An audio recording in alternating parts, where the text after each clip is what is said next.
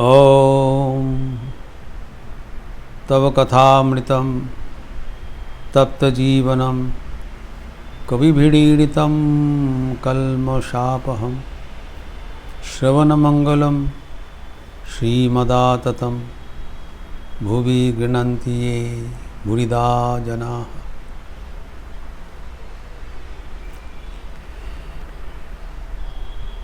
दक्षिणेश्वर में दोल पूर्णिमा का अवसर पर रविवार भक्तगण श्री रामकृष्ण जी के साथ मिलने के लिए आए हैं और देखा कि श्री रामकृष्ण समाधिस्थ है।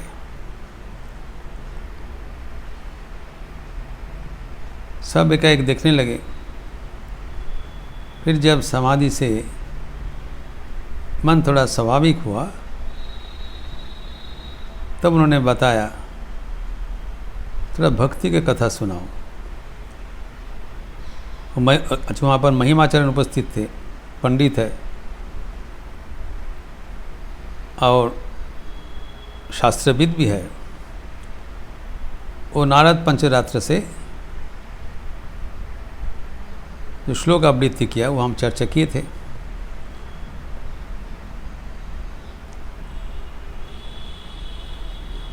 आराधिता यदि हरिस्तपसा तत किम, नाराधितो यदि हरिस्तपसा तत किम, अंतर्बहिर्ज यदा हरिर् तत किम, नान्तर्बहिर्ज यदि हरिम तत किम। अर्थात जो नारद तपस्यारत थे और उनको दैववाणी सुनाई पड़ा,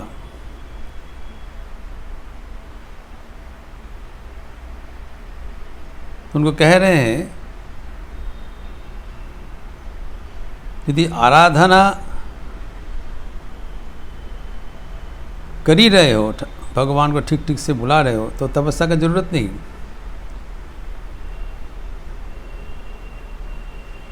अगर आराधना ही नहीं कर रहे हो तो तपस्या करके क्या करोगे? आराधना का मतलब क्या है? अगर तुम्हारा भीतर बाहिर अगर भगवान से तुम ओतप्रोत हो, अंतर बहिर, तब तपस्या का क्या प्रयोजन है? तपस्या क्यों किया जाता है? उनको भगवान के लगाने के लिए नहीं। जब भगवान से तुम जुड़े हुए हो,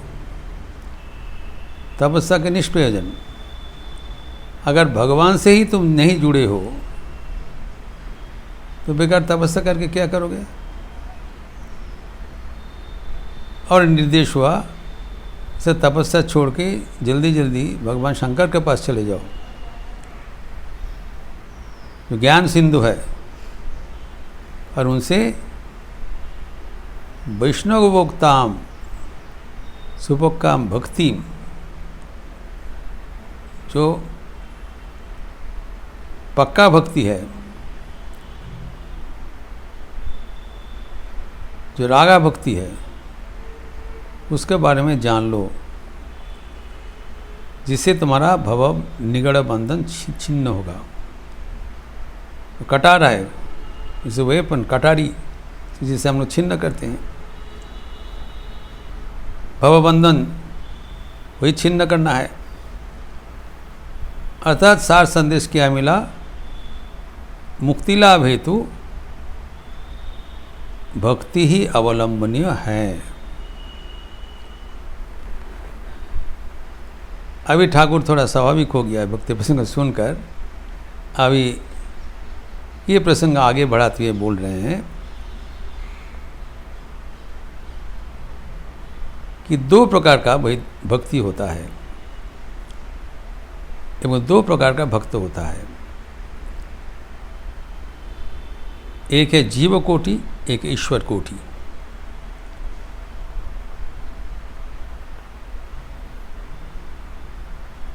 तो जीव कोटि है वो वैधि भक्ति अपनाते हैं,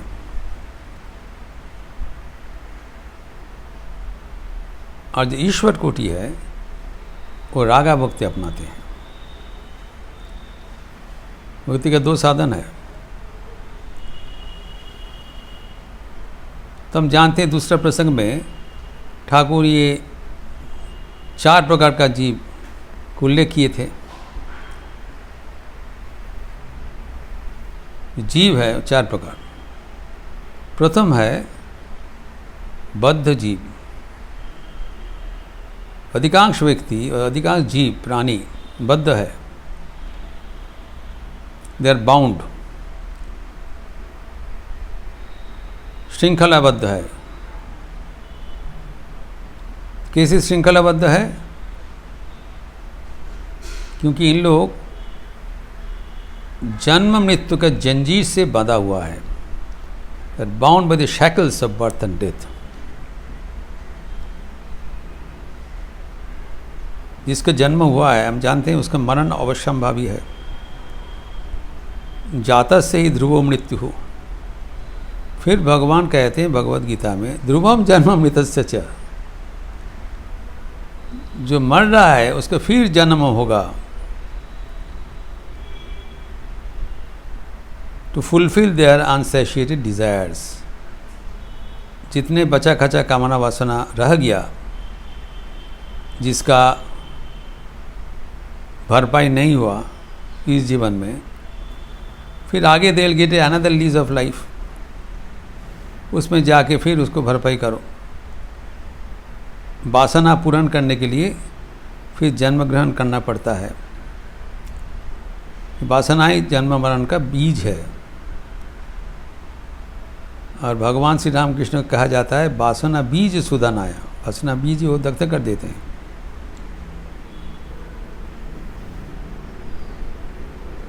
तो ये जीव का अवस्था है, बंधन से जुड़े हुए हैं। और अधिकांश व्यक्ति को इसके बारे में कोई जानकारी भी नहीं है, they are not aware also. वो कहते हम लोग तो अच्छा है, लेकिन जैसे वो मरण होगा फिर जन्म होगा, ये चलते रहते हैं। पुनरपि जननम पुनरपि मरणम पुनरपि जननी जठरे शयनम इति संसारे खलु विस्तारे कृपया पारे पाही मुरारे। अगर भगवान को प्राप्ति हो गया तब इससे उद्धार हो जाएगा। यह बद्ध जीव का अवस्था। ये जब हम लोग फंसे हुए हैं, इसके बारे में जब चैतन्य होता है, कॉन्शियसनेस आता है, अवेयरनेस आते हैं, जागरूकता जब आते हैं, अरे हम लोग तो यहाँ फंस गए, तब जीव क्या करते हैं? ये बंधन से मुक्त होने के लिए प्रयास करते हैं, मुक्त होने चाहते हैं। इन लोग का क्लास में कहा जाता है मुमुक्षु, जो मुक्त होने चाहते हैं। मुक्त हुआ नहीं, मुक्त होने चाहते हैं। They trying to get out of this bondage of birth and death. वासना, जो अंतर्निहित वासना से मुक्त होने के लिए चाहते हैं। ये साधक साधिकाएं हैं, ये मुमुक्षु क्लास में पढ़ते हैं। सिद्धि लाभ करने के लिए प्रयास करते हैं। इनमें से एक आध व्यक्ति मुक्त हो जाते हैं। इनको कहलाता है सिद्ध, have attained the goal।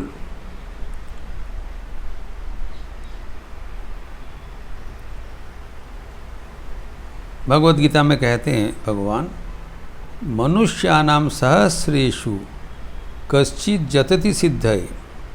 ये जतन करता है, प्रयास करते हैं, मोक्ष बनने चाहते हैं। कोई एकाध चाहते हैं, हजार हजार मनुष्यों के भीतर। और जतताम अभी सिद्धा नाम कश्चिन मांग व्यक्ति तत्वतः। और जो जितने मुमुक्ष है उतने हजारों में एकाध सिद्ध हो जाता है। सिद्धि लाभ करने के जो प्रयास करते हैं मुमुक्षु है, सिद्धि लाभ कर गया। ये जीव कटी का दौरान है। लेकिन इसके आगे चतुर्थ जो कैटेगरी है, फोर्थ कैटेगरी, वह सिद्धे सिद्ध, नित्य मुक्त। वो कभी फंसता नहीं। वो कभी भी बद्ध नहीं होता है। वो है ईश्वर कोटि, नित्य मुक्त जीव, अवतार एवं उनके पार्षद आदि ईश्वर कोटि है। जैसे भगवान श्री रामकृष्ण कह दिया, उनके मात्र 6 पार्षद थे, ईश्वर कोटि का अंतर्गत थे। 5 सन्यासी भक्त थे, 1 गृही भक्त थे, पूर्णचंद्र घोष और नरेंद्र राखाल, बाबूराम आदि।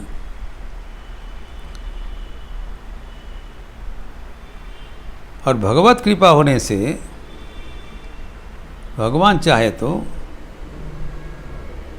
जीव कोटि को ईश्वर कोटि में भी परिणत कर सकते हैं। जैसे महापुरुष महाराज उल्लेख किया था, प्रभु का महिमा जानते हो, इस जन्म में मुझे ईश्वर कोटि का जगह दे दिया। Very rare. तो जीव कोटि का भक्ति का क्या अवस्था है? भक्ति लाभ करना चाहिए भवबंधन छेद करने के लिए। उन लोग को जो भक्ति का मार्ग है विधि भक्ति, वैधि भक्ति। चैतन्य चरितामृत में कहा गया है, यही तो साधन भक्ति द्वैत प्रकार, एक भक्ति रागा भक्ति, वैधि भक्ति यार, रागानुगा भक्ति और वैधि भक्ति। ठाकुर कहते हैं वैधि भक्ति का मतलब विधिगत, as per the injunctions and prohibition, विधि निषेध, ये करना है, ये नहीं करना है साधन जीवन में। और जो विधि होता है, नियम होता है, इतने जप करना पड़ेगा, गुरु ने बता दिया 108 बार कम से कम करना पड़ेगा, वो काउंट करके कहते हैं। ये ज़रूरत है to follow at the beginning of the spiritual life. ये विधि नियम निषेध पालन करना ज़रूरी है टू मॉनिटर द माइंड। इतना बार पुरस्चरण करना है, एकादशी के उपवास है, इस नाना प्रकार का विधि नियम पालन करते रहते हैं जीव कोटि भक्तगण, और उससे धीरे धीरे उनका भक्ति लाभ होता है। तो नाना प्रकार का ये भक्ति लाभ का लक्षण है, विधि है।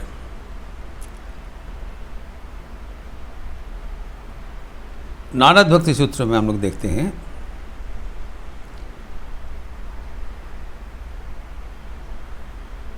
कि 3य अध्याय में, 3य अनुवाक में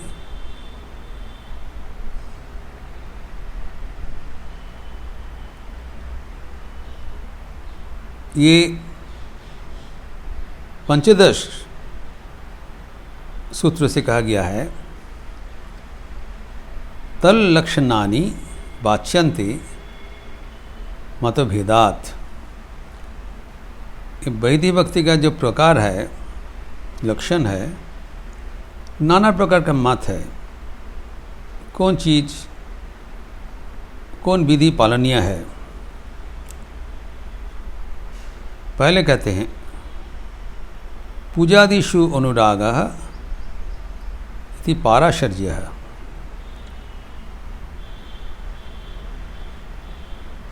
पराशर मुनि के पुत्र अर्थात वेदव्यास, उनके मत अनुसार ईश्वर के पूजा में अनुराग ही वैधि भक्ति है।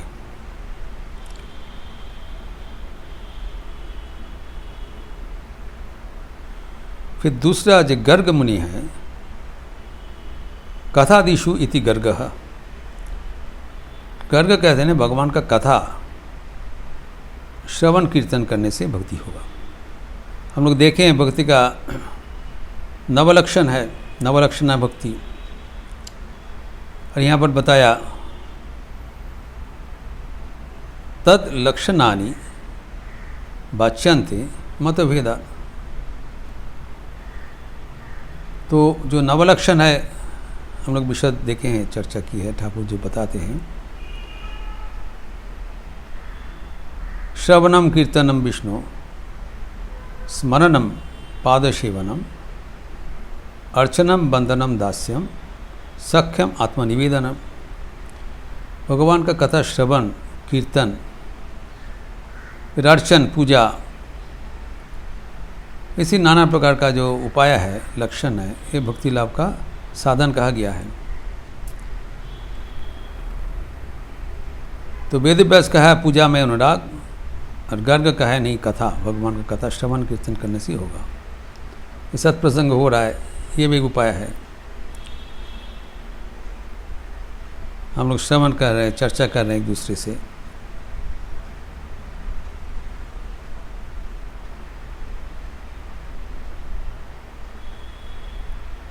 अभी तीसरा जो मतवाद है,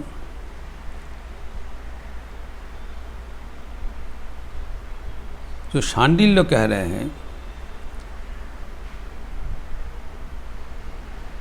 जो भगवान के प्रति जो अनुराग होता है,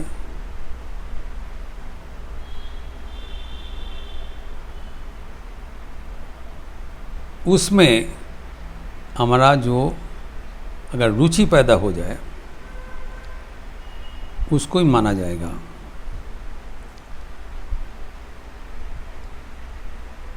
आत्मरति अविरोधेन इति शांडिल्य। जो आत्मरति है, जिससे हम भगवान के ओर जाएंगे, उसके अनुकूल चिंतन, स्मरण, वो शांडिल्य कहते हैं। वेदव्यास का, गर्ग का, शांडिल्य। लेकिन नारद भक्त चित्र है, उसका मतवाद क्या है? नारदस्तु तदर्पित अखिल आचरता तद विस्मरणे परम व्याकुलता इति। क्या सुंदर बताया नारद का मतवाद। पहले तो दूसरा का मतवाद बताया, उसके बाद नारद कह रहे हैं तदर्पित अखिल आचरता, जो हम कर रहे हैं वो सब भगवान के चरण में समर्पित बुद्धि से करना चाहिए। हम भगवान का कर्म कर रहे हैं, हम उसके हाथ में यंत्र मात्र है, और उनके प्रीति उत्पादन करने के लिए ही मैं कर रहा हूँ। हमारा कुछ प्रयोजन नहीं है। I am an instrument in the hand of God, doing the work as per his wish, for his pleasure. यह है भक्ति का बात। तब जो कुछ कर रहे हैं वही भक्ति है। Complete holistic attitude of life. जो हमारे सेकुलर बिकम सेक्रेड, जीवन ही एक साधन बन जाता है। और एक चीज़ है तद विस्मरणे परम व्याकुलता इति। अगर भगवान को भूल हो जाए, जो हम कर्म कर रहे हैं इज द मोस्ट इम्पॉर्टेंट। ठीक है, भगवान का तो काम कर रहे हैं, ठीक है, लेकिन ये स्मरण करना चाहिए, याद रहना चाहिए, सचेतन होना चाहिए। तद विस्मरणे परम व्याकुलता इति। अगर अब भगवान को भूल गया, बड़ा अफसोस होना चाहिए। भगवान से हम भूल गया तो जीवन व्यर्थ हो जाएगा। तो कर्म करते हुए हम भगवान का ना भूले, ना विस्मरण हो जाए, इसके लिए दैनंदिन जप ध्यान करना जरूरी है। Work and worship must go together. अगर भगवान का नाम नहीं ले नियमित रूप से तो हम भूल जाएंगे, व्याकुलता नहीं होगा। यह है विधि भक्ति। अब नारद कहते हैं अस्ति अस्ति एवं परवर्ती सूत्र में ऐसे ही होता है। कैसे? उदाहरण क्या है? यथा ब्रज गोपिका नाम, वृंदावन के जो गोपिकाएँ ऐसी भक्ति पालन किए थे। यह है वैदिक भक्ति का परंपरा। ये जीव कोटि का दफ्तर में है। लेकिन जो ईश्वर कोटि है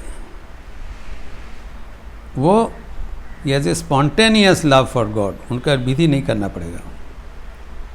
from birth they are attune to God, जन्म जन्मांतर के संस्कार से वो ईश्वर कोटि है। वो नित्य मुक्त है, वो मुक्त होने के लिए पैदाइश नहीं हुआ, वो बद्धते मुक्त ऐसे नहीं है, वो बराबर के लिए मुक्त है। भगवान का निर्देश अनुसार उसका जन्म हुआ है, भगवान का उद्देश्य साधन करने के लिए। जैसे स्वामी विवेकानंद, वो तो सप्तऋषि का ध्यान मग्न ऋषि थे, उसको आने का कोई ज़रूरत नहीं है, उसको ज़बरदस्त करके बुलाया। माँ का कर्म करने के लिए बोल रहे हैं, अपना कर्म करने के लिए बुलाया, और सब समय सावधान है ताकि वो बंधन तोड़ के न चले जाए, तो कर्म समाधान नहीं होगा। तो ईश्वर कोटि का मतलब है। अब जीव कोटि का क्या होता है नतीजा, ठाकुर कह रहे हैं, वो ये भक्ति पालन करते हुए उसको ज्ञान लाभ होता है, अर्थात वो भगवान से अभिन्न है ये बोध आ जाता है। और ज्ञान के बाद लय हो जाता है। ये द्वैत भूमि है। द्वैत सत्य जब भगवान के साथ अभिन्न हो जाते हैं, भेदाभेद व्यवधान सकली घुचिलो, भगवान के साथ और कोई दूरी नहीं रहता है। और ये लय के बाद और लौटता नहीं। भक्ति के बाद ज्ञान होता है, ज्ञान के बाद लय हो गया, लय के बाद वापसी नहीं है। They get merged with God. They don't have the capacity to return. Neither they are required to.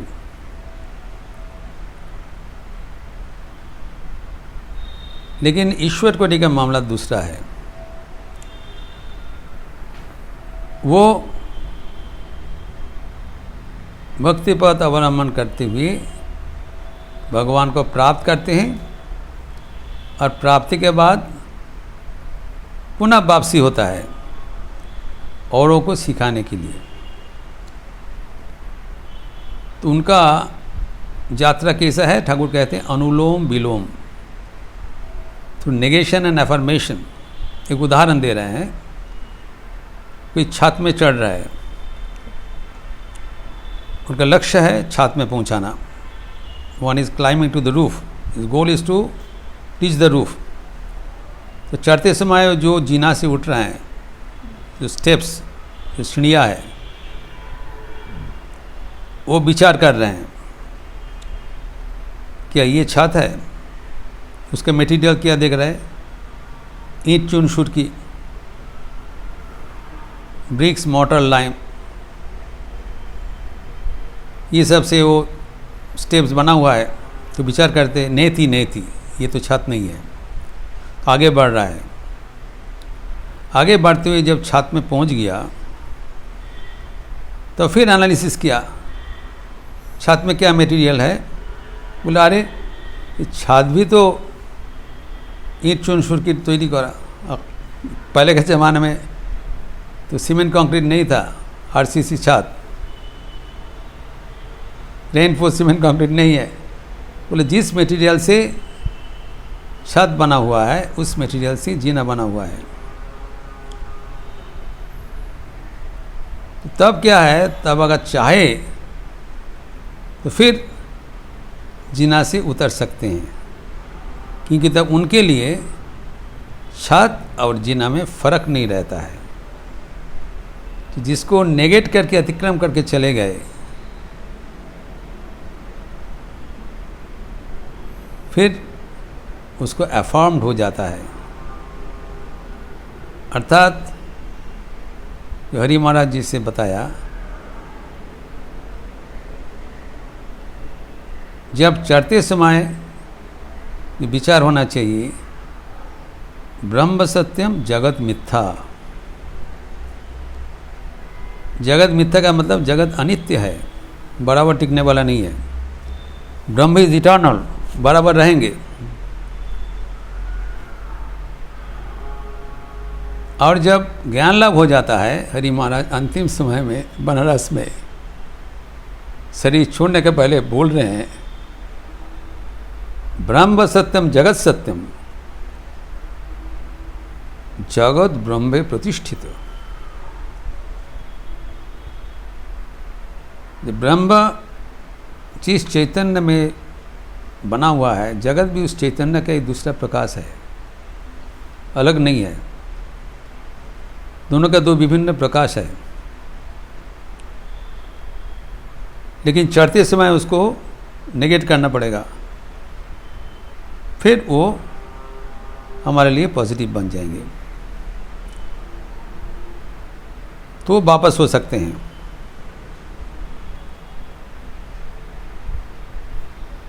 तब ये वापस क्यों होंगे, इसके उदाहरण ठाकुर दे रहे हैं शुकदेव का जीवन से। शुकदेव का उदाहरण दे रहे हैं, ईश्वर कोटि थे, उसको उदाहरण देते हुए ठाकुर कह रहे हैं कि क्यों भगवान उसको वापस लाया। इसका विस्तार हम अगले दिन करेंगे। ओम शांति शांति शांति। हरि ओम तत्सत। श्री राम कृष्णार्पणमस्तु। रविवार जप यज्ञ का अवसर है, भूलिए नहीं, अपने अपने समय पर ज़रूर जप यज्ञ में शामिल हो जाएंगे। और शाम को संध्या आरती के उपरांत सामूहिक भजन, उसका लिपि पहले दिया जाएगा। अच्छा रहिए, स्वस्थ रहिए, आनंद में रहिए। नमस्कार।